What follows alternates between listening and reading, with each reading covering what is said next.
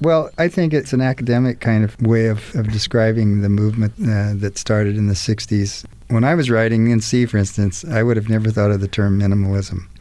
I would have maybe thought of psychedelic because that's what the era was during those days, and that was a big part of what my life was. So minimalism came along later because I think, at least for music, because it had been sort of borrowed from the art world's description of people who made boxes and triangles and things like this and called them art.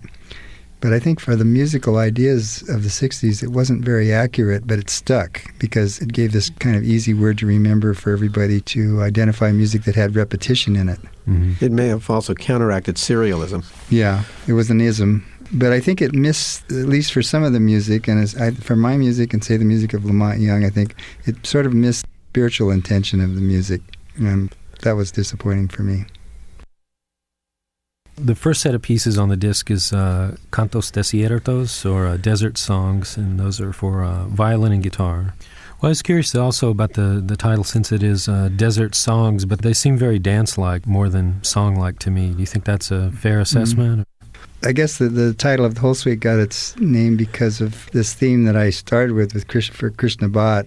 Krishna Bhatt composed the Cantos Desiertos, and that theme is kind of a Rajasthani folk tune, and Rajasthani folk music is, of course, very rhythmic and colorful and highly danceable. So that is, I think, a good assessment of that. I can say first that they were written for flute and guitar, and that what we did on the CD was we did a version of them for violin and guitar. But the artist who played the violin on that happened to have his own sort of new instrument, a 6-string viola. It has a standard violin plus 2 lower strings, and he used those on a couple of the pieces.